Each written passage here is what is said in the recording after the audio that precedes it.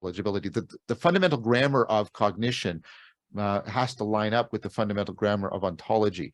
And I think we pay too much attention, right, to the representational structures, we would call it knowledge representation, and we fail to grasp the significance of the kind of knowing that is only in the transformational processes, the turning of the one, and that. So I don't see that, like I don't see the one as the intellect is failing to grasp the one. I see the one as the intellect is failing to grasp the one as anything that can fit within the system of intelligibility. Mm-hmm. Yeah, actually, that's well put, and it really again reminds me of Ariugena's God does not know God's self because there is no what there in God to know. Right. However, as you well put, that doesn't mean there's nothing to know. That's right. It just means that whatever is known isn't some sort of formal representational, you know. See, I know my partner as much as anything I can grasp about her in how she is ungraspable by me. Exactly. At the same time. Right. And right. Again, non-logically bound together. Right. And so I think that and love is the proper comportment for properly realizing that. I mean, this is I think the great insight, the metaxu nature of love in the symposium. Love is right. It's the grasping that always is opening to what can't be grasped, right? And this is why. So the question, of course, we want to if you know, knowing the one, do you know someone? When you know the one. Or is it a person? That's another way to ask it, right? Yeah. And again, and I mean, not let's discard all the bad definitions or descriptions or understandings of person. I don't mean, an individual necessarily. I don't mean just that person over there, although the way we know each other begins with that person over there. So it doesn't necessarily have to be that yet. And so that's always going to be, I mean, whether you go with Pascal's, dichotomy of God of the philosophers, God of the Bible, or God of, as Abraham, Isaac, and Joseph. There's lots of caricatures there that run throughout, but there is something there that is still like a question. And the question still is, and it's one of the, how do I interpret the failure to perceive the one in these modes, right? Because the one's beyond all those modes. Nevertheless, is it because the one isn't knowable at all? That's Kant. Yes. Let's discard. I had to discard knowledge in order to make room for faith, right? So that's one way. All the post-Kantian idealists, well, a lot of them, are going to resist that in different ways. And then I think sociology and the Christian Orthodox world tries to do it another way, et cetera, et cetera. And then people retrieving Neoplatonism are trying to do it in still another way, and they have a lot in common. But the question that will persist is the one inaccessible by those modes because we know the one is beyond and that's basically it? Or do we actually positively know that the one is beyond those modes because the one is a person? And persons are not accessible in those ways. And that's something we actually know as well if we reflect on it appropriately, even in our own experience here and now.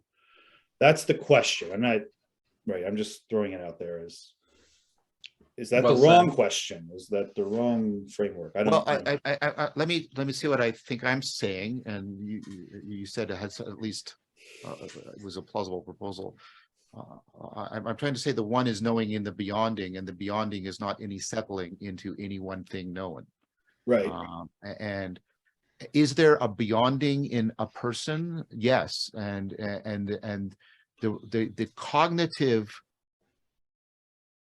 cognitive instantiation of that is love. That's the argument I'm trying to make. And then so I would ask this question: is it possible to love the one? Yes, exactly. And what Plotinus is, I think he's clearly indicating something like that, although I'm putting later stuff back into him. So I might be. Although that's what theosis would be loving the one, right? Wouldn't those be two ways of describing the same thing? Yes. And so for me, and then for me, Jordan, and I hope this, I'm not trying to make a cop out here. For me, that's our do I do rituals in which I properly experience loving the one? And my answer is yes. My answer is yes. And then if you can use, and if you, I don't know if there's any other way of answering a question of love other than that way. Now, maybe you think that as a cop-out, but that's how I try and respond to this. Well, what I see is that you're taking love very seriously. Yes. So I Yes. and I actually think that means that brings us far closer than probably like, you know, you and I are to other sorts and ways of thinking. This is a little anecdote, and it's just illustrative of what I'm getting at. I had a student back when I taught. I had a student who took my intro class. It was a Catholic school. She had to take this intro to theology class, and she was very respectful and awesome person. She was a Canadian, so there we go. But and she made it pretty well known. Like, I don't really need religion, and I don't need spirituality stuff. I got my own thing. I don't need to pray. She didn't even like the ecology of practices you talk about. She was one of those that was like, look, I'm agnostic.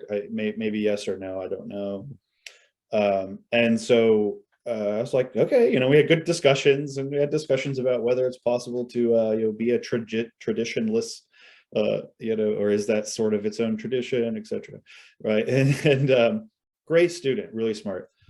Well, I heard from her about a year later, and she emailed me, and basically it was a really bizarre email. It was just sort of like, I need to talk to you.